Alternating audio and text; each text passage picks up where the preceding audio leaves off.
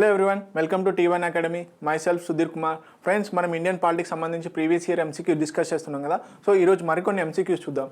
So first question వచ్చేసి, మాజీ ప్రధానమంత్రి పివి నరసింహారావు గారి జీవిత చరిత్ర తెలుగులో ఈ పేరుతో ప్రచురితమైంది అని అడుగుతున్నాడు. సో కింద ఏ పేర్లు ఇచ్చాడండి, ఆ పేర్లలో ఏ పేరుతో పివి నరసింహారావు గారి బయోగ్రఫీ అనేది ప్రచురితమైంది అని అడుగుతున్నాడు. సో ఫస్ట్ ఆప్షన్ వచ్చేసి లోపల మనిషి, సెకండ్ ఆప్షన్ వచ్చేసి వెలుపల మనిషి, థర్డ్ ఆప్షన్ వచ్చేసి మంచి మనిషి, ఫోర్త్ ఆప్షన్ వచ్చేసి మనిషిలో మనిషి. ఫ్రెండ్స్, పివి నరసింహారావు గారి యొక్క జీవిత చరిత్ర ది ఇన్సైడర్ అని రిలీజ్ అవ్వడం జరిగింది. అది తెలుగులో లోపలి మనిషి అనే పేరుతో ప్రచురించబడింది అన్నమాట. ఓకే, పివి నరసింహారావు గారి గురించి తెలుసుకునే ముందు మెయిన్గా కొన్ని అంశాలు తెలుసుకుందాము. పివి నరసింహారావు గారు వచ్చేసి మనకి 9వ ప్రధానమంత్రిగా పనిచేయడం జరిగిందనమాట. ఎప్పటి నుంచి ఎప్పటివరకు 1991 నుంచి 1996 మధ్యలో. సో అలాగే వీరిని ఫాదర్ ఆఫ్ ఇండియన్ ఎకనామిక్ రిఫార్మ్స్గా పేర్కొనడం జరుగుతుంది. ఎందుకు? ఏదైతే 1993లో మనకి ఫైనాన్షియల్ క్రైసిస్ వచ్చిన టైంలో ఎకనామిక్ రిఫార్మ్స్ అనేవి చేసాం కదా. సో వీరి యొక్క ప్రధానమంత్రి కాలంలోనే, వీరు వర్క్ చేస్తున్న టైంలోనే ఆ ఎకనామిక్స్ రిఫార్మ్స్ తీసుకురావడం వల్ల మనం పివి నరసింహారావు గారిని ఫాదర్ ఆఫ్ ఇండియన్ ఎకనామిక్ రిఫార్మర్స్గా పేర్కొనడం జరుగుతుంది. అలాగే వీరు మనకి చీఫ్ మినిస్టర్గా, ఆంధ్రప్రదేశ్ యొక్క ముఖ్యమంత్రిగా కూడా పనిచేయడం జరిగింది. ఏ టైం నుంచి? 1971 సెప్టెంబర్ 30 నుంచి మొదలుకుంటే 10th జనవరి 1973 మధ్యకాలంలో వీరు ఆంధ్రప్రదేశ్ ముఖ్యమంత్రిగా కూడా పనిచేయడం జరిగింది. అలాగే వీరి యొక్క స్పెషాలిటీ ఇంకోటి ఏంటి అంటే, దక్షిణ భారతదేశం నుంచి మొదటి ప్రధానమంత్రిగా, అంటే భారతదేశానికి ప్రధానమంత్రిగా ఎన్నికైనటువంటి వ్యక్తి ఎవరు అంటే అది పివి నరసింహారావు గారు. So important. సెకండ్ పర్సన్ ఎవరండి? దేవేగౌడ. ఓకే, ఇది ఇంపార్టెంట్ పాయింట్ అన్నమాట. ఓకే, నెక్స్ట్ క్వశ్చన్ కనుక చూసుకున్నట్లయితే, రాజ్యాంగం మన దేశాన్ని ఈ పేరుతో పేర్కొంది. అంటే రాజ్యాంగంలో మన దేశం యొక్క పేరు ఈ విధంగా పేర్కొంది. ఏంటి? ఫస్ట్ ఆప్షన్ వచ్చేసి ఇండియా అనగా భారత్, సెకండ్ అనగా ఇండియా అనగా ఆర్యవర్తనం, థర్డ్ ఆప్షన్ వచ్చేసి ఇండియా అనగా హిందుస్థాన్, ఫోర్త్ ఆప్షన్ వచ్చేసి ఇండియా అనగా భారతవర్షం. సో ఫ్రెండ్స్, మనకి ఏంటంటే కాన్స్టిట్యూషనల్ అసెంబ్లీ, రాజ్యాంగ పరిషత్తులో ఏమైంది అంటే మన దేశం యొక్క పేరు పైన కొంచెం చర్చ జరిగిందనమాట. కొంతమంది అంటే న్యూ ఇండియా అనే పేరును, అంటే ఇండియా అనే పేరును పేర్కొనడం జరిగింది. అలాగే పాత పేరు అయినటువంటి భారత్ అని పేర్కొనడం జరిగింది. సో దానికి అనుగుణంగా ఏం చేశారు అంటే ఒక సందిగ్ధతను నెలకొల్పింది ఏది? పేరు పైన. సో దీన్ని అంతటిగా ఏం చేశారు? ఒక పేరును ప్రతిపాదించారు. ఇది ఏంటి అంటే, కాన్స్టిట్యూషన్లో ఇండియా అనగా భారత్, అంటే మన దేశాన్ని ఇండియా అనగా భారత్ అని పేర్కొనడం జరిగింది. So first option is the correct answer. Okay, next question కనుక చూసుకున్నట్లయితే, 14వ అధికరణ దీనికి సంబంధించినది అని అంటున్నాడు. ఓకే, ఆర్టికల్ 14 కింది వాటిలో దేనికి సంబంధించింది అని అడుగుతున్నాడు. ఫస్ట్ ఆప్షన్ వచ్చేసి సమానత్వ హక్కు, సెకండ్ ఆప్షన్ వచ్చేసి ఆస్తి హక్కు, థర్డ్ ఆప్షన్ వచ్చేసి స్వేచ్ఛ హక్కు, ఫోర్త్ ఆప్షన్ వచ్చేసి జీవించే హక్కు. మనందరికీ తెలుసు ఆర్టికల్ 14 వచ్చేసి రైట్ టు ఈక్వాలిటీ, సమానత్వ హక్కు. First option is the correct answer. మనకి ప్రాథమిక హక్కులు అనేవి చాలా ఇంపార్టెంట్. ఖచ్చితంగా క్వశ్చన్ ఉంటుంది ప్రాథమిక హక్కుల పైన. పాలిటీ నుంచి క్వశ్చన్ ఉంది అంటే అది ఖచ్చితంగా ప్రాథమిక హక్కుల పైన క్వశ్చన్ లేకుండా ఉండదు. సో ప్రాథమిక హక్కులు అనేది అంత ఇంపార్టెంట్ ఎగ్జామ్ పాయింట్ ఆఫ్ వ్యూలో. సో మనకి ప్రాథమిక హక్కులు అనేది పార్ట్ 3లో ఆర్టికల్ 12 నుంచి 35 మధ్యలో ఉన్నటువంటి ఆర్టికల్స్ ఏవైతే ఉన్నాయో, ఆర్టికల్ 12 నుంచి 35 మధ్యలో ఏవైతే ఆర్టికల్స్ ఉన్నాయో ఇవన్నిటిని కూడా పార్ట్ 3లో పొందుపరచడం జరిగింది. ఇవన్నీ కూడా ప్రాథమిక హక్కుల గురించి తెలియజేయడం జరుగుతుంది. సో చాలా ఇంపార్టెంట్.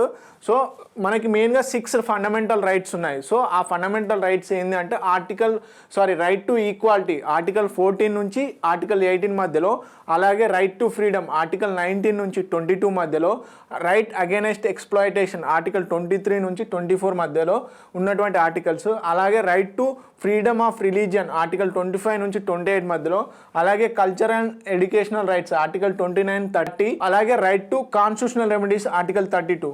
సో ఫ్రెండ్స్, మనకి మెయిన్గా వచ్చేసి 7 ఫండమెంటల్ రైట్స్ ఉంటాయి. కాకపోతే రైట్ టు ప్రాపర్టీ అనేది 44th కాన్స్టిట్యూషనల్ అమెండ్మెంట్ ఏదైతే ఉందో 44th కాన్స్టిట్యూషనల్ అమెండ్మెంట్ ద్వారా దీన్ని తీసివేయడం జరిగింది, రైట్ టు ప్రాపర్టీ. సో దానివల్ల ఇప్పుడు ఎన్ని ఉన్నాయి? ఓన్లీ 6 ఫండమెంటల్ రైట్సే ఉన్నాయి. ఆ 6 ఫండమెంటల్ రైట్స్ ఏంటి అనేది క్లియర్గా ఇవ్వడం జరిగింది. సో చాలా ఇంపార్టెంట్ చాప్టరు. సో ప్లీజ్ కేర్ఫుల్గా చదవడం చేయండి. ఓకే, నెక్స్ట్ క్వశ్చన్ కనుక చూసుకున్నట్లయితే భారతదేశంలో పంచాయతీరాజ్ వ్యవస్థను ప్రవేశపెట్టడానికి సిఫారసు చేసిన కమిటీ ఏది అని అడుగుతున్నాడు. ఓకే, ఫస్ట్ ఆప్షన్ వచ్చేసి Balwant Rai Mehta committee, second option వచ్చేసి అశోక్ మెహతా కమిటీ, థర్డ్ వచ్చేసి సంతానం కమిటీ, ఫోర్త్ ఆప్షన్ వచ్చేసి పివి రావు కమిటీ. ఫ్రెండ్స్, పంచాయతీరాజ్ వ్యవస్థను నెలకొల్పాలి ఇండియాలో అని చెప్పేసి వాటికంటూ ఒక హోదాని ఇవ్వాలి అని చెప్పేసి చాలా కమిషన్స్ను వేయడం జరిగింది, చాలా కమిటీని కూడా వేయడం జరిగింది. సో దీంట్లో భాగంగా మొదటిసారిగా అంటే పంచాయతీరాజ్ వ్యవస్థ అనేది ఉండాలి. అంటే 2 అంచెల వ్యవస్థ, అలాగే 3 అంచెల వ్యవస్థ, కొన్ని కమిటీస్ ఏమో ఓన్లీ ఒక వ్యవస్థనే రికమెండ్ చేయడం జరిగింది. సో దాంట్లో భాగంగా పంచాయతీరాజ్ వ్యవస్థ కంప్లీట్గా పంచాయతీరాజ్ ఇన్స్టిట్యూషన్స్ అనేటివి ఉండాలి గ్రౌండ్ లెవెల్లో అని చెప్పేసి ప్రతిపాదించినటువంటి కమిటీ ఏది అంటే Balwant Rai Mehta committee. So first option is the correct answer. మిగతా అశోక్ మెహతా కమిటీ కానీ పివి రావు కమిటీలు కానీ ఈ మెయిన్గా గ్రౌండ్ లెవెల్లో ఉన్నటువంటి అడ్మినిస్ట్రేషన్ గురించి కమిటీలు వేశారు. కాకపోతే ఈ 2 కమిటీస్ వచ్చేసి ఏం చేస్తాయి అంటే మండల్ లెవెల్లో, డిస్టిక్ లెవెల్లో ఉండాలి అంటాయి. కానీ బలవంతరాయ్ మెహతా కమిటీ ఏం చేస్తుంది అంటే గ్రౌండ్ విలేజ్ లెవెల్లో గ్రామ పంచాయతీలు అనేటివి కూడా ఉండాలి అని చెప్పేసి ఈ కమిటీ సూచిస్తారన్నమాట. చాలా ఇంపార్టెంట్. ఓకే, నెక్స్ట్ వచ్చేసి భారత రాష్ట్రపతికి ఈ అధికరణం కింద సుప్రీంకోర్టును సంప్రదించవచ్చు అని అడుగుతున్నాడు. ఏ ఆర్టికల్ను బేస్ చేసుకొని రాష్ట్రపతి సుప్రీంకోర్టును సంప్రదించవచ్చు అని అడుగుతున్నాడు. సో ఫస్ట్ ఆప్షన్ వచ్చేసి ఆర్టికల్ 141, సెకండ్ ఆప్షన్ వచ్చేసి ఆర్టికల్ 142, థర్డ్ ఆప్షన్ వచ్చేసి ఆర్టికల్ 144, ఫోర్త్ ఆప్షన్ వచ్చేసి ఆర్టికల్ 143. ఫ్రెండ్స్, ఆర్టికల్ 143 ఏదైతే ఉందో fourth option is the correct answer. Article 143ని ఉపయోగించుకొని చట్టాలలో కానీ ఏదైనా సమస్య తలెత్తినప్పుడు న్యాయ సలహా కోసము రాష్ట్రపతి సుప్రీంకోర్టును సంప్రదించవచ్చు. 2 మెయిన్ సందర్భాలు ఉంటాయి సుప్రీంకోర్టును సంప్రదించేది రాష్ట్రపతి. ఏ సందర్భాలు అంటే ఫస్ట్ వచ్చేసి ఏదైనా ప్రజా సమస్యలకు సంబంధించి ఏదైనా చట్టంకు సంబంధించి పబ్లిక్ ఇంపార్టెన్స్ ఉంటే దానికి సంబంధించి సలహా కోసం అని చెప్పేసి రాష్ట్రపతి సుప్రీంకోర్టును సంప్రదించవచ్చు. సెకండ్ వచ్చేసి ప్రీ కాన్స్టిట్యూషనల్ అగ్రిమెంట్, అంటే కాన్స్టిట్యూషనల్ రాజ్యాంగం అనేది అమల్లోకి రాకముందు కనుక ఏదైనా అగ్రిమెంట్స్ ఉంటే వాటిపైన సలహా కోసం అని చెప్పేసి కూడా సుప్రీంకోర్టును సంప్రదించవచ్చు. సో ఫస్ట్ ఆప్షన్లో అంటే ఏదైనా చట్టానికి సంబంధించి డౌట్ ఉండి సలహా అడిగినప్పుడు సుప్రీంకోర్టు తన సలహాను వ్యక్తపరచకపోవచ్చు. ఇది ఇంపార్టెంట్. సో సెకండ్ కేసులో ఏమవుతుంది అంటే ప్రీ కాన్స్టిట్యూషనల్ రాజ్యాంగం అమల్లోకి రాకముందు చేసుకున్నటువంటి అగ్రిమెంట్స్ ఏవైతే ఉంటాయో ఆ అగ్రిమెంట్స్ పైన సలహా కోరినప్పుడు సుప్రీంకోర్టు తన సలహాను కంపల్సరీ చెప్పాల్సిందే. ఇది ఇంపార్టెంట్. సో ఈ 2 కేసెస్లో కూడా సుప్రీంకోర్టు ఒకవేళ సలహాలు ఇచ్చినట్లయితే ఆ సలహాలను కూడా ప్రెసిడెంట్ అమలు చేయొచ్చు, అమలు చేయకపోవచ్చు. ఇది కూడా ఇంపార్టెంట్ అన్నమాట. సో ప్రెసిడెంట్ కూడా డిస్క్రిషనరీ పవర్స్ అనేటివి ఉంటాయి ఆ విషయంలో. ఓకే, ఇది చాలా ఇంపార్టెంట్ ఆర్టికల్ 143. కానీ ఆర్టికల్ 141 ప్రకారం ఏంటి అంటే సుప్రీంకోర్టు ఏదైతే గైడ్లైన్ అంటే సుప్రీంకోర్టు జడ్జిమెంట్ ఏవైతే ఉంటాయో అవి కింది కోర్టులు, భారతదేశంలో ఉన్నటువంటి క్రింది కోర్టులు, హైకోర్టులు కానీ సబార్డినేట్ కోర్ట్స్ కానీ ఖచ్చితంగా గౌరవించాలని చెప్పేసి ఆర్టికల్ 141 సూచిస్తుంది. అలాగే ఆర్టికల్ 142 ఏం సూచిస్తుంది అంటే సుప్రీంకోర్టు ఖచ్చితంగా న్యాయం చేయాలి అని చెప్పేసి అనుకున్నట్లయితే దానికి సంబంధించి ఆ కేసుకు సంబంధించి ఎలాంటి ఆర్డర్స్ అయినా ఇష్యూ చేసే అధికారం ఆర్టికల్ 142 కింద సుప్రీంకోర్టుకి ప్రొవైడ్ చేయడం జరిగింది. చాలా ఇంపార్టెంట్. ఏంటి, ఏదైనా ఒక కేసు సుప్రీంకోర్టు ముందుంటే ఆ కేసుకు సంబంధించి ఖచ్చితంగా జడ్జిమెంట్ ఇవ్వాలి. కాబట్టి దానికి తగినటువంటి ఎలాంటి జడ్జిమెంట్ అయినా ఎలాంటి ఆర్డర్స్ అయినా సుప్రీంకోర్టు ఇచ్చే విధంగా ఈ ఆర్టికల్ సూచిస్తుందన్నమాట. సో ఆర్టికల్ 141, 142, 143 చాలా ఇంపార్టెంట్. ఓకే, సో నెక్స్ట్ వచ్చేసి జాతీయ స్థాయిలో ఆర్డినెన్స్ అనగా ఏంటి అని అడుగుతున్నాడు. సో ఫస్ట్ ఆప్షన్ వచ్చేసి పార్లమెంటు ఆమోదించబడిన కార్యనిర్వాహక ఆదేశాలు, సెకండ్ ఆప్షన్ వచ్చేసి రాష్ట్రపతికి ఉండే ప్రత్యేక శాసన అధికారాలు, థర్డ్ ఆప్షన్ వచ్చేసి సుప్రీంకోర్టు నిర్ణాయక అధికారం, ఫోర్త్ ఆప్షన్ వచ్చేసి లోక్సభ స్పీకర్ చే ఇవ్వబడే రూలింగ్. ఇక్కడ ఆర్డినెన్స్ అనేటివి మనకు 2 సందర్భాలలో వస్తాయి. ఆర్డినెన్సు అటు రాష్ట్రపతి ఇష్యూ చేస్తాడు. మెయిన్గా ఆర్డినెన్స్ అనేది రాష్ట్రపతి కేంద్ర స్థాయిలో అయితే, రాష్ట్ర స్థాయిలో అయితే గవర్నర్ ఇష్యూ చేస్తాడు ఆర్డినెన్స్ అనేది. సో ఇక్కడ మనం 2 పాయింట్స్ నేర్చుకోవచ్చు. జాతీయ స్థాయిలో ఆర్డినెన్స్ అంటే రాష్ట్రపతికి ఉండే ప్రత్యేక శాసన అధికారాలు, లెజిస్లేటివ్ పవర్స్ అన్నమాట. ఓకే, సో అలాగే రాష్ట్ర స్థాయిలో అయితే గవర్నర్కు ఉండే ప్రత్యేక శాసన అధికారాలు. ఓకే, ఇది important. So second option is the correct answer. ఒకసారి ఆర్డినెన్సెస్ గురించి కనుక తెలుసుకున్నట్లయితే మనకి మెయిన్గా ఆర్డినెన్స్ వచ్చేసి సెంట్రల్లో అయితే ఆర్టికల్ 123 ప్రకారం, కేంద్రంలో అయితే రాష్ట్రపతి ఆర్టికల్ 123 ప్రకారం ఆర్డినెన్స్ ఇస్తాడు. అలాగే స్టేట్లో అయితే ఆర్టికల్ 213 ప్రకారం, 213 ప్రకారం గవర్నర్ ఆర్డినెన్స్ ఇస్తాడు. సో ఈ ఆర్డినెన్సెస్కి ఇవ్వడానికి కావాల్సినటువంటి కండిషన్స్ అనేటివి కూడా క్లియర్గా మెన్షన్ చేయడం జరిగింది. ఏ సందర్భాలలో ఆర్డినెన్స్ ఇష్యూ చేస్తాడు అంటే, రాష్ట్రపతి వచ్చేసి పార్లమెంట్లోని ఉభయ సభలు ఒకవేళ సమావేశంలో లేని సందర్భంలో పబ్లిక్ ఇంపార్టెన్స్ ఉన్నటువంటి మ్యాటర్ పైన చట్టం చేయాల్సి వచ్చినప్పుడు, పబ్లిక్ ఇంపార్టెన్స్ ఉన్నటువంటి మ్యాటర్ ఏదైతే అంశం ఉంటుందో ఆ అంశం పైన చట్టం చేయాల్సినప్పుడు మాత్రము ఆర్టికల్ 123 ప్రకారం అర్జెన్సీగా అంటే ఎమర్జెన్సీని యూజ్ చేసుకొని ఆర్టికల్ 123 ప్రకారం ఆర్డినెన్స్ యూజ్ చేసే ఛాన్సెస్ ఉంటాయి, ఆర్డినెన్స్ ఇష్యూ చేసే ఛాన్సెస్ ఉంటాయి. ఆ ఆర్డినెన్స్ ఇష్యూ చేసిన ఏదైతే ఉందో అది సాధారణ చట్టంగా అమల్లో ఉంటుంది. మెయిన్గా వచ్చేసి ఇష్యూ చేసినాక మళ్ళీ తిరిగి ఒకవేళ ఉభయ సభలు సమావేశం అయినప్పుడు ఆ ఆర్డినెన్స్ అనేది యాక్సెప్ట్ చేయాలి, ఆమోదించినప్పుడు మళ్ళీ పర్మనెంట్ చట్టంగా ఉంటుంది. ఇది టెంపరీ మాత్రమే, టెంపరీ ప్రొవిజన్ మాత్రమే. అయితే ఇది ఏ సందర్భాలలో ఉభయ సభలు సమావేశంలో లేనప్పుడు, లేకపోతే ఉభయ సభల్లో అంటే మనకి ఒకవేళ లోక్సభ డిజాల్వ్ అయ్యి రాజ్యసభ మాత్రం పర్మనెంట్ బాడీ కదా, అంటే రాజ్యసభ ఒకవేళ సమావేశం ఉన్నప్పుడు కూడా ఇష్యూ చేయొచ్చు. ఎందుకు? ఒక చట్టం కావాలి అంటే మనకి రెండు సభలు కూడా ఖచ్చితంగా ఆమోదించాలి, సాధారణ చట్టం. సో ఇది ఇంపార్టెంట్ పాయింట్. సో అందుకని చెప్పేసి ఒకవేళ రాజ్యసభ సమావేశంలో ఉన్నప్పుడు కూడా ఈ ఆర్డినెన్స్ని ఇష్యూ చేయొచ్చు. అప్పుడు ఏంది, ఒకవేళ రాజ్యసభ అనేది తిరస్కరించింది అనుకో, అప్పుడే ఆ చట్టం అనేది అమల్లోకి రాదన్నమాట, ఆర్డినెన్స్ అనేది అమల్లోకి రాదు. సో ఇది ఇంపార్టెంట్. సేమ్ అలాగే కూడా స్టేట్లో కూడా 213 ప్రకారం గవర్నర్ కూడా ఒక రాజ్యానికి అంటే ఒక రాష్ట్రానికి అది ఇంపార్టెంట్ అని చెప్పేసి సూచించినప్పుడు ఆ అంశం పైన గవర్నర్ కూడా ఆర్డినెన్స్ ఇష్యూ చేసే ఛాన్సెస్ ఉంటాయి. సో ఇవి ఇంపార్టెంట్ అన్నమాట. నెక్స్ట్ క్వశ్చన్ కనుక చూసుకున్నట్లయితే, పారిశుద్ధ్య కార్మికుల మాన్యువల్ స్కావెంజర్స్ పారిశుద్ధ్య కార్మికులను ఏమంటాం? మాన్యువల్ స్కావెంజర్స్ పని నిషేధం మరియు వారి పునరావాస చట్టం ఆమోదం ఏ సంవత్సరంలో పొందింది అని అడుగుతున్నాడు. సో ఫస్ట్ ఆప్షన్ వచ్చేసి 1950, సెకండ్ ఆప్షన్ వచ్చేసి 1947, థర్డ్ ఆప్షన్ వచ్చేసి 2013, ఫోర్త్ ఆప్షన్ వచ్చేసి 2000. ఓకే, ఏ ఇయర్లో ఈ మాన్యువల్ స్కావెంజర్స్ పని నిషేధము మరియు వారి పునరావాస చట్టం ఏదైతే ఉందో అది ఆమోదం పొందింది అని అడుగుతున్నాడు. థర్డ్ ఆప్షన్ 2013లో మనకి ఈ చట్టం అనేది ఆమోదం పొందింది.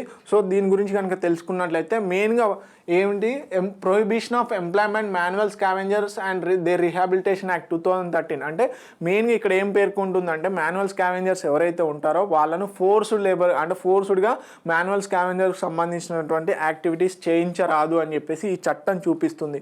సో వాళ్ళకు సంబంధించిన ప్రొటెక్టివ్ కిట్స్ కానీ అవన్నీ కూడా ఖచ్చితంగా ఇవ్వాలి, ప్రొవైడ్ చేయాలి, వాళ్ళ యొక్క డెవలప్మెంట్కి అనేది ఖచ్చితంగా దోహదపడాలి అని చెప్పేసి ఈ యాక్ట్లో పేర్కొనడం జరిగింది. అలాగే rehabilitate manual scavengers and provide for their alternative employment. ఒకవేళ మాన్యువల్ స్కావెంజర్స్ కనుక వాళ్ళకు ఆల్టర్నేటివ్ ఎంప్లాయ్మెంట్ అనేది కూడా చూపించాలన్నమాట, ఒకవేళ హెల్త్ ఇష్యూస్ వచ్చినా ఇవన్నిటికి.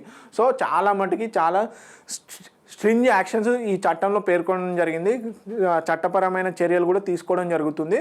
సో ఇది ఇంపార్టెంట్. నెక్స్ట్ కనుక చూసుకున్నట్లయితే, లోక్సభలో ప్రతిపక్ష నాయకుని హోదా సాధారణంగా సభలోని అతిపెద్ద ప్రతిపక్ష పార్టీ నాయకునికి వెళ్తుంది.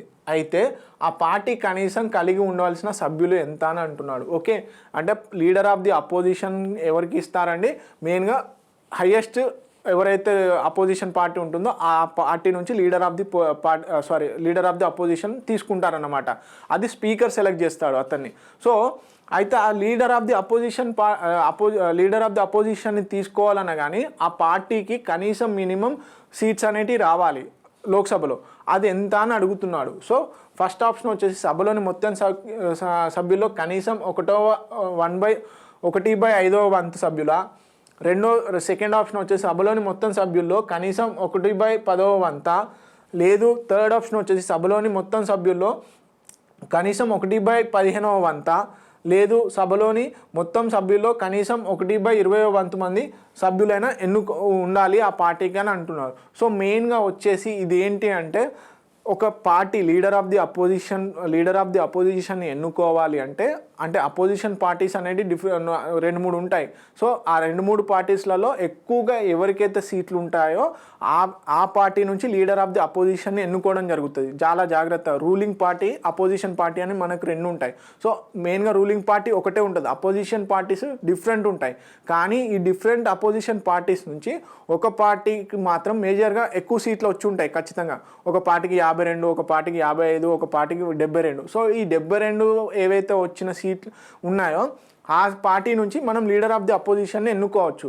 కానీ మెయిన్గా ఏదైతే అపోజిషన్ పార్టీ ఉంటుందో ఆ అపోజిషన్ పార్టీకి మినిమం సీట్లు అనేవి రావాలి, కండిషన్ అనేది ఉంది. ఆ కండిషన్ ఏంటి అంటే మెయిన్గా వచ్చేసి సభలోని మొత్తం సభ్యుల సంఖ్యలో కనీసం 1/10వ వంతు సభ్యులు అనేవాళ్ళు ఆ పార్టీకి ఎన్నుకోబడాలి, లోక్సభకి ఎన్నుకోబడాలన్నమాట. లోక్సభకు కానీ స్టేట్లో అయితే అసెంబ్లీకి ఎన్నుకోబడాలి. So second option is the correct answer. చాలా ఇంపార్టెంట్ పాయింట్. ఓకే, మెయిన్గా మనకి లోక్సభలో అయితే మినిమం 55 సీట్లైనా వచ్చి ఉండాలి. సో ప్రజెంట్గా లోక్సభలో అపోజిషన్ పార్టీ అనేది లేదు. అంటే అపోజిషన్ పార్టీ ఉన్నప్పటికీ అపోజిషన్ పార్టీ లీడర్ లేడు మెయిన్గా చెప్పాలి అంటే. సో ఎవరు ఎన్నుకుంటారు మెయిన్గా leader of the opposition party? Opposition ఎవరు ఎన్నుకుంటారు అంటే స్పీకర్ నియమిస్తాడు. ఓకే, స్పీకర్ ఎన్నుకుంటాడు. ఓకే, సో దానికి సంబంధించినటువంటి క్లియర్ డీటెయిల్స్ అన్నమాట. ఓకే, 10% అట్లీస్ట్ 10% అనేది కంపల్సరీగా సీట్లు అనేవి రావాలి ఆ పార్టీకి. ఒక పార్టీ నుంచి లీడర్ ఆఫ్ ది అపోజిషన్ ఎన్నుకోవాలి అనుకుంటే. ఓకే, నెక్స్ట్ క్వశ్చన్ కనుక చూసుకున్నట్లయితే 2 సంవత్సరాలకు మించి జైలు శిక్ష విధించబడిన వ్యక్తి తక్షణమే తన ప్రజాప్రతినిధి పదవిని కోల్పోతాడని సుప్రీంకోర్టు ఏ కేసులో తీర్పు చెప్పను అని అంటున్నాడు. ఫస్ట్ ఆప్షన్ వచ్చేసి Lily Thomas versus union of India, second option వచ్చేసి PV Narasimha Rao versus union of India, third option వచ్చేసి Kesavananda Bharati versus state of Kerala, fourth option వచ్చేసి Vishaka versus state of Kerala.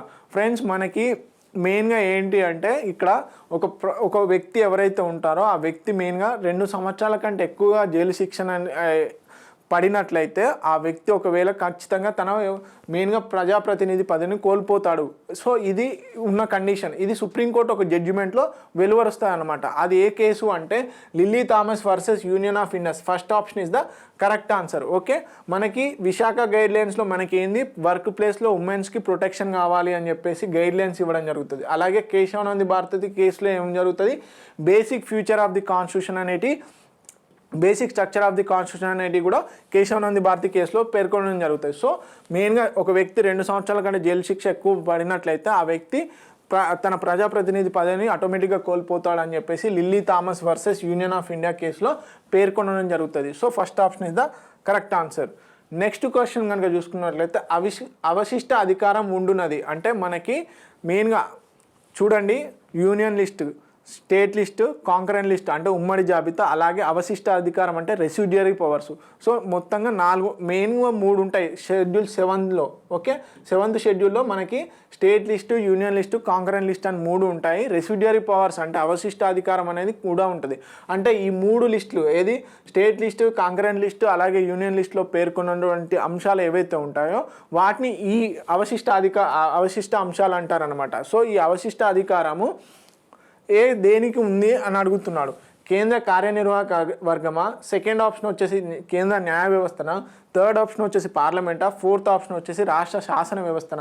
Friends, మనకి పార్లమెంటుకి ఈ రెసిడ్యూరీ అంటే అవశిష్ట అధికారం ఏదైతే ఉందో అది పార్లమెంటుకు ఇవ్వడం జరిగిందన్నమాట. So third option is the correct answer.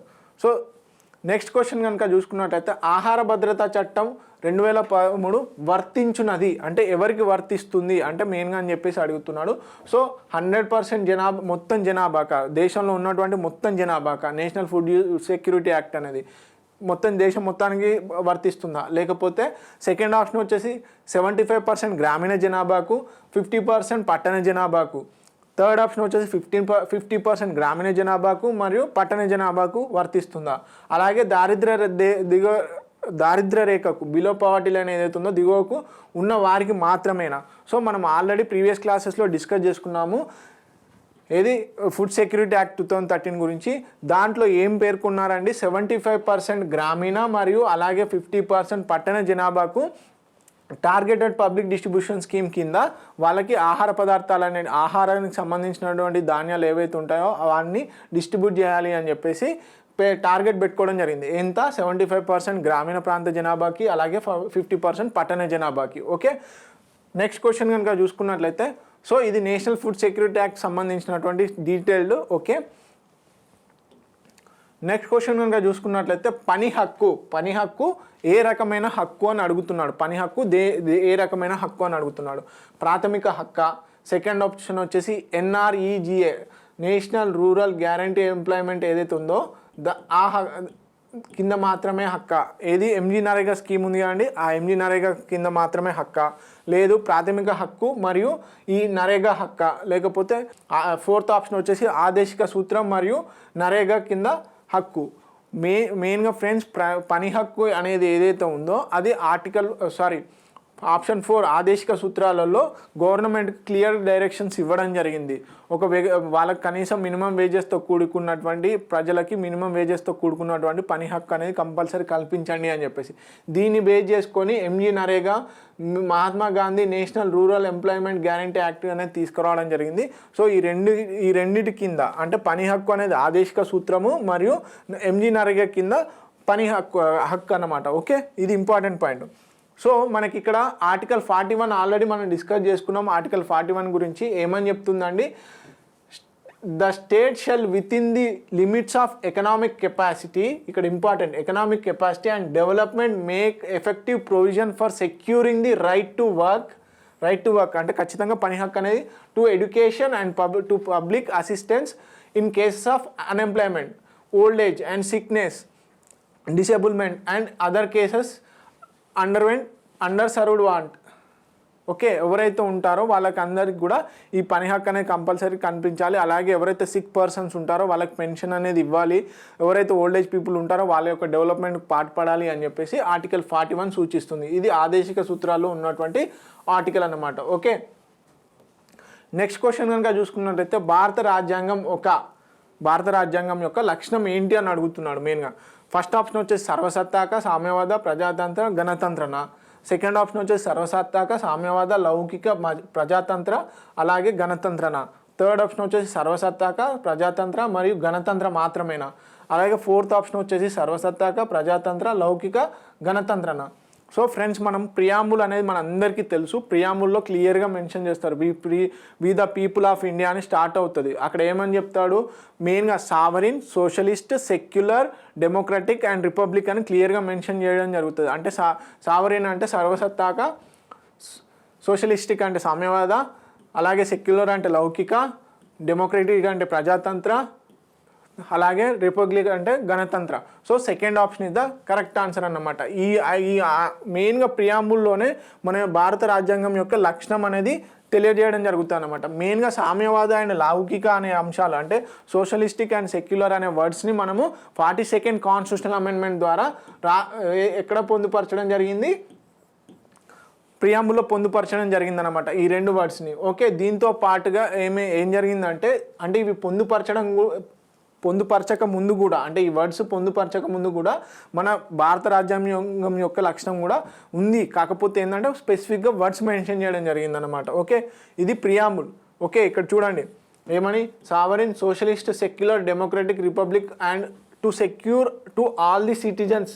Okay, next question కనుక చూసుకున్నట్లయితే భారతదేశంలో మొదటి సార్వత్రిక విశ్వవిద్యాలయం ఎక్కడ ఏర్పాటు చేశారో అని అడుగుతున్నాడు. అంటే సార్వత్రిక విశ్వవిద్యాలయం అంటే కన్ఫ్యూజ్ అవ్వద్దు, ఇది ఏం లేదండి, ఓపెన్ యూనివర్సిటీ ఎక్కడ ఏర్పాటు చేశారో మొట్టమొదటిసారిగా అని అడుగుతున్నాడు. ఫస్ట్ ఆప్షన్ వచ్చేసి అహ్మదాబాద్, సెకండ్ ఆప్షన్ వచ్చేసి హైదరాబాద్, థర్డ్ ఆప్షన్ వచ్చేసి అలహాబాద్, ఫోర్త్ ఆప్షన్ వచ్చేసి న్యూఢిల్లీ. చాలామందికి తెలుసు అండి, ఏంటి తెలుగు రాష్ట్రాల ప్రజలకి చాలామందికి నోట్లోనే ఉంటుంది అది. ఆ university doctor BR Ambedkar open university, దేశంలోనే మొట్టమొదటి ఓపెన్ యూనివర్సిటీ, సార్వత్రిక యూనివర్సిటీ అన్నమాట. ఓకే, అది ఎక్కడ అండి? హైదరాబాద్లో ఉంది. Second option is the correct answer అన్నమాట. సో దాన్ని ఎప్పుడు ఏర్పాటు చేశారు? ఆగస్ట్ 1982లో ఏర్పాటు చేయడం జరిగింది. దాని యొక్క ఫస్ట్ వైస్ ఛాన్సలర్ వచ్చేసి ప్రొఫెసర్ జి రామరెడ్డి గారు. ఓకే, ప్రొఫెసర్ జి రామరెడ్డి గారు Ambedkar open university first vice chancellor. అయితే దీన్ని అంటే ఎప్పుడు నేమ్ చేంజ్ చేశారు? డాక్టర్ బిఆర్ అంబేద్కర్ ఓపెన్ యూనివర్సిటీగా ఎప్పుడు పేరు చేంజ్ చేశారు అంటే 1991లో 24th October 1991లో డాక్టర్ బిఆర్ అంబేద్కర్ ఓపెన్ యూనివర్సిటీగా పేరు మార్చడం జరిగిందనమాట. ఓకే, నెక్స్ట్ క్వశ్చన్ కనుక చూసుకున్నట్లయితే తెలంగాణ ప్రాంతంలో ఉన్న దేవదాసి లేదా జోగిని వ్యవస్థ కింది ప్రాథమిక హక్కుల్లో దేన్ని ఉల్లంఘిస్తుంది అని అడుగుతున్నాడు. సో ఫస్ట్ ఆప్షన్ వచ్చేసి సమానత్వ హక్కు, సెకండ్ ఆప్షన్ వచ్చేసి పీడన నిరోధక హక్కు, థర్డ్ ఆప్షన్ వచ్చేసి మత స్వాతంత్ర హక్కు, ఫోర్త్ ఆప్షన్ వచ్చేసి జీవించు వ్యక్తిగత స్వేచ్ఛ హక్కు. ఫ్రెండ్స్, మనందరికీ తెలుసు ఏంటి రైట్ అగైనెస్ట్ ఎక్స్‌ప్లాయిటేషన్ ఏదైతే ఉందో ఆర్టికల్ 23, 24లో ఉన్నటువంటి ఆర్టికల్స్ ఏవైతే ఉన్నాయో ఆ ఆర్టికల్స్ మెయిన్గా పీడనాన్ని నిరోధించే హక్కు ఏదైతే ఉందో ఆ పీడనాన్ని నిరోధించే హక్కు ఈ దేవదాసి మరియు జోగిని వ్యవస్థలు వ్యతిరేకంగా ఉన్నాయన్నమాట. అంటే ఈ రెండు వ్యవస్థలు కూడా ఈ పీడనాన్ని నిరోధించే హక్కు కిందికి వస్తాయి. ఓకే, నెక్స్ట్ క్వశ్చన్ కనుక చూసుకున్నట్లయితే సో ఒకసారి ఆర్టికల్ 23 ఎస్పెషల్లీ ఆర్టికల్ 23లో మెన్షన్ చేసినటువంటి traffic in human beings and the begar the other similar forced labour forms of forced labour ఏవైతే ఉన్నాయో అవిని స్ట్రిక్ట్గా ప్రొహిబిట్ చేసిందన్నమాట. ఓకే, నెక్స్ట్ వచ్చేసి కింది వారిలో ఎవరిని భారత రాజ్యాంగం అల్పసంఖ్యాక వర్గాలుగా గుర్తించింది, అంటే మైనార్టీస్గా ఎవరిని గుర్తించింది అని అడుగుతుంది. ఫస్ట్ ఆప్షన్ వచ్చేసి భాషాపరమైన, సెకండ్ ఆప్షన్ వచ్చేసి లింగపరమైన, థర్డ్ ఆప్షన్ వచ్చేసి ప్రాంతపరమైన, ఫోర్త్ ఆప్షన్ వచ్చేసి అటవీ పరంగా. ఫ్రెండ్స్, మనకు ఆర్టికల్ 29లో క్లియర్గా మెన్షన్ చేయడం జరిగింది. ఏమని ఒకసారి చూడండి. Article distinct language script culture of its own shall have the right to conserve the same. ఏమంటున్నాడు ఆర్టికల్ 29 క్లియర్గా చూడండి. It provides that any section of the citizens residing in any part of the India having distinct language, script, culture of its own shall have the right to conserve the same. అంటే especially ఏంటి అంటే మనకి భాషాపరమైన మైనార్టీస్ని గుర్తించడం జరిగింది భారత రాజ్యాంగంలో. అంటే linguistic minorities అలాగే రిలీజియస్ మైనార్టీస్ ఉంటాయి. కాకపోతే ఆప్షన్స్లలో రిలీజియన్ అనేది ఇవ్వలేదు చూడండి. సో భాషాపరమైనటువంటి దానినే గుర్తించింది కాబట్టి ఇక్కడ ఒకవేళ రిలీజియస్ ఇచ్చినప్పుడు కన్ఫ్యూజ్ అవ్వచ్చు. కాకపోతే ఇక్కడ రిలీజియస్ అనేది ఇవ్వలేదు కాబట్టి భాషాపరమైన ఆప్షనే కరెక్ట్ అవుతుంది. ఓకే, చాలా ఇంపార్టెంట్ అనమాట. ఆర్టికల్ 29 లింగ్విస్టిక్ కన్జర్వేషన్ గురించి కూడా మాట్లాడుతుంది అనమాట. ఓకే, నెక్స్ట్ వచ్చేసి జాతీయ జెండాలోని అశోక చక్రంలో ఎన్ని చువ్వలు ఉన్నాయి అని అడుగుతున్నాడు. అందరికీ కామన్గా తెలుసు. ఫస్ట్ ఆప్షన్ వచ్చేసి 24, సెకండ్ ఆప్షన్ వచ్చేసి 34, థర్డ్ ఆప్షన్ వచ్చేసి 26, ఫోర్త్ ఆప్షన్ వచ్చేసి 36. So first option is the correct answer 24. Next question కనుక చూసుకున్నట్లయితే ఏ రాజ్యాంగ సవరణ ప్రకారం ఒక రాజకీయ పార్టీ మరో పార్టీలో విలీనం కావాలంటే కనీసం ఆ శాసనసభ పక్షంలోని 2/3 వంతు శాసనసభ్యులు ఆమోదం తెలపాలి అని అంటున్నాడు. ఫస్ట్ ఆప్షన్ వచ్చేసి 91 constitutional amendment act 2003, second option వచ్చేసి 91 constitutional amendment act 2004, third option వచ్చేసి 91 constitutional amendment act 2005, fourth option వచ్చేసి 91 కాన్స్టిట్యూషనల్ అమెండ్మెంట్ యాక్ట్ 2006. ఫ్రెండ్స్, చాలా జాగ్రత్త క్వశ్చన్ ప్రాపర్గా రీడ్ చేయండి. ఒక రాజకీయ పార్టీ ఇంకో పార్టీలో విలీనం అవ్వాలి అంటే 2/3 వంతు శాసనసభ్యులు ఎవరైతే ఎన్నుకోబడ్డారో శాసనసభ్యులుగా వాళ్ళలో ఉన్నటువంటి 2/3 మంది ఆమోదం తెలపాలి. అదే కాన్స్టిట్యూషనల్ అమెండ్మెంట్ యాక్ట్ అంటే 91 కాన్స్టిట్యూషనల్ అమెండ్మెంట్ యాక్ట్. యాక్చువల్లీ ఇక్కడ అదండి ఎప్పుడు మనకి ఏదైతే ఉందో 91 కాన్స్టిట్యూషనల్ అమెండ్మెంట్ యాక్ట్ 2003 ప్రకారం ఏంటి అంటే అలాగే మనకి లోక్సభలో కానీ అలాగే స్టేట్ లెజిస్లేటివ్ అసెంబ్లీస్లో కూడా మనకేంటి ఈ సెంట్రల్ మినిస్టర్స్ కానీ council of ministers maximum strength minimum strength అనేది ప్రొవైడ్ చేయడం జరిగింది. ఓకే, సో మెయిన్గా వచ్చేసి ఇక్కడ ఏం చెప్తున్నాడు, the provision of the 10th schedule ఏదైతే ఉంది ఈ 91st కాన్స్టిట్యూషనల్ అమెండ్మెంట్ యాక్ట్ 2003లో ఏమంటున్నాడు, 1/3 of the members of legislatures party has been deleted.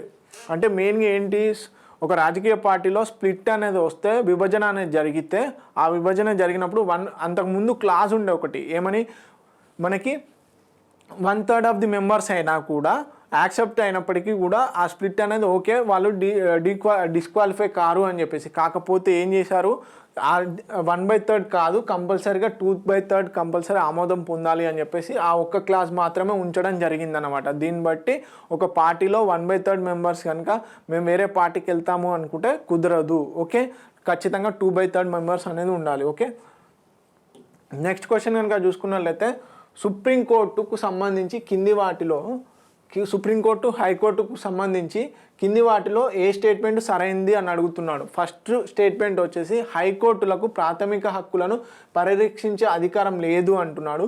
Second option వచ్చేసి అన్ని రకాల అంతర్రాష్ట్ర వివాదాల పరిష్కారానికి సుప్రీంకోర్టు ఒక న్యాయ నిర్ణేతగా నిర్ణేతగా వ్యవహరిస్తుంది. థర్డ్ స్టేట్మెంట్ వచ్చేసి ఆర్టికల్ 226 ప్రకారం హైకోర్టు అధికార పరిధి ఆర్టికల్ 32 ప్రకారం సుప్రీంకోర్టు పరిధి కంటే విశాలమైంది అంటున్నాడు. థర్డ్ ఏదైతే డి స్టేట్మెంట్ ఉందో ఆర్టికల్ 32 ప్రకారం సుప్రీంకోర్టు అధికార పరిధి ఆర్టికల్ 226 ప్రకారం హైకోర్టుల పరిధి కంటే విశాలమైంది అని అంటున్నాడు. సో మనకి ముందుగా ఆప్షన్స్కి వెళ్ళే ముందు ఫస్ట్ స్టేట్మెంట్స్ని క్లియర్ చేసుకుందాం. ఏంటి, హైకోర్టులకు ప్రాథమిక హక్కులను పరీక్షించే అధికారం లేదు అంటున్నాడు, పరిధి లేదు అంటున్నాడు. కాదండి, ఆర్టికల్ 226 క్లియర్గా మెన్షన్ చేస్తుంది. హైకోర్ట్స్ రిట్స్ ఏవైతే ఉన్నాయో, హెబియస్ కార్పస్, మాండమస్, టెర్షరీ ఇవి ఏవైతే ఉన్నాయో వీటిని క్లియర్గా ఇష్యూ చేయొచ్చు ప్రాథమిక హక్కులకు భంగం కలిగినప్పుడు అని చెప్పేసి. ప్రాథమిక హక్కులతో పాటు చట్టపరమైన హక్కులకు కూడా ఇష్యూ చేసే అధికారం హైకోర్టులకు ఉంటుంది. సో ఇక్కడ లేదు అన్నాడు, సో ఇది రాంగ్ అవుతుంది. అలాగే అన్ని రకాల అంతర్రాష్ట్ర వివాదాల పరిష్కారానికి సుప్రీంకోర్టు ఒక న్యాయ నిర్ణేతగా వ్యవహరిస్తుంది. అన్ని రకాల అంతర్రాష్ట్ర వివాదాలు అంటుంది. కాదండి, ఏదైతే మెయిన్గా మనకి అంతర్రాష్ట్ర నదీ జల వివాదాలు ఉంటాయో వాటికి సంబంధించి సుప్రీంకోర్టుకు లేదు. ఎందుకు, ఆర్టికల్ 322 ప్రకారం పార్లమెంటు ట్రిబ్యునల్ని ఏర్పాటు చేయొచ్చు అని చెప్పేసి చెప్తుంది. సో ఈ స్టేట్మెంట్ కూడా కరెక్ట్ కాదు.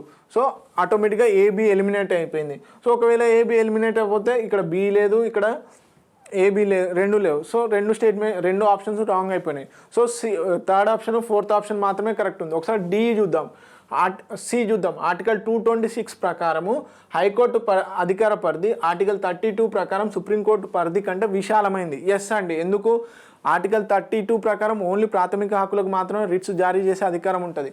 కానీ ఆర్టికల్ 226 ప్రకారం హైకోర్టు ఏం చేస్తుంది, మనకి రిట్స్ అనేటి ప్రాథమిక హక్కులకు భంగం కలిగినప్పుడు ప్లస్ అదేవిధంగా ఇంకా చట్టపరమైన హక్కులకు కూడా రిట్స్ జారీ చేసే అధికారం ఉంటుంది. సో పరిధి అనేది ఎక్కువ ఇక్కడ ఈ ఒక్క స్టెప్లో.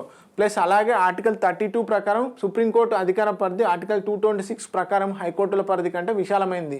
కాదండి, ఎందుకు, ఇప్పుడే డిస్కస్ చేసుకున్నాం. ఎందుకు కాదండి, హైకోర్టు అనేది చట్టపరమైన హక్కులకు కూడా రిట్స్ జారీ చేసే అధికారం ఉంటుంది. సో సి ఒక్కటి మాత్రమే కరెక్టు. సో ఇక్కడ ఓన్లీ సి మాత్రమే ఉంది. Option 3 is the correct answer. Okay, next question కనుక చూసుకున్నట్లయితే రాజ్యాంగంలోని 105వ ఆర్టికల్ 105 కింది వాటిలో దేనికి సంబంధించింది అని అడుగుతున్నాడు. ఫస్ట్ ఆప్షన్ వచ్చేసి పార్లమెంటు ఉభయ సభల సభ్యులు కమిటీల్లోని సభ్యుల ప్రత్యేక అధికారాలు ప్రత్యేక సదుపాయాల గురించి తెలియజేస్తుంది ఆర్టికల్ 105 అనేది. లేదు, సెకండ్ ఆప్షన్ ప్రకారం పార్లమెంటు ఉభయ సభల ప్రత్యేక అధికారాలు ప్లస్ ప్రత్యేక సదుపాయాల గురించి మాత్రమే చెప్తుందా. లేదు, థర్డ్ ఆప్షన్ వచ్చేసి పార్లమెంటు సభ్యుల ప్రత్యేక అధికారాలు సదుపాయాల గురించి మాత్రమే చెప్తుందా. ఫోర్త్ వచ్చేసి రాష్ట్రాల్లోని శాసనసభలు వాటి సభ్యుల ప్రత్యేక అధికారాలు సదుపాయాల గురించి మాత్రమే చెప్తుందా. సో ఆర్టికల్ 105 అనేది మెయిన్గా వచ్చేసి పార్లమెంట్లోని ఉభయ సభల సభ్యుల అధికారాలు ప్లస్ కమిటీల్లోని సభ్యుల యొక్క ప్రత్యేక అధికారాలు స్పెషల్ ప్రివిలేజెస్ అలాగే ప్రత్యేక సదుపాయాలు ఇవేవైతే ఉన్నాయో వీటన్నిటిని గురించి కూడా ఆర్టికల్ 105 క్లియర్గా ఎక్స్ప్లెయిన్ చేస్తుంది. So first option is the correct answer. ఇక్కడ ఏంటి, కమిటీల్లో ఉన్నటువంటి సభ్యుల ప్రత్యేక అధికారాలు స్పెషల్ ప్రివిలేజెస్ కూడా ఇందులోనే డిస్కస్ చేయడం జరుగుతుంది. ఓకే, సో ఆర్టికల్ 105 గురించి సంబంధించినటువంటి clear data. So please try to read. Okay, so ఇదండి ఇండియన్ పాలిటిక్స్ సంబంధించినటువంటి మరికొన్ని ఎంసీక్యూస్. సో ఇలానే మిగతా ఎంసీక్యూస్ కూడా పాయింట్ టు పాయింట్ డిస్కస్ చేయడం జరుగుతుంది. టైం బీయింగ్లో కొన్ని బేసిక్ పాయింట్స్ అనేవి స్కిప్ చేస్తాం, అవి మీరు ఖచ్చితంగా రివైజ్ చేసుకోవాల్సి వస్తుంది. కానీ ఇక్కడ మేమేం చేస్తున్నామంటే మెయిన్ ఇంపార్టెంట్ ఎక్కడెక్కడ మీరు మిస్టేక్స్ చేస్తారో ఆ మిస్టేక్స్ని ఖచ్చితంగా క్లియర్ చేయడం జరుగుతుంది. So please watch T1 Academy. Thank you so much.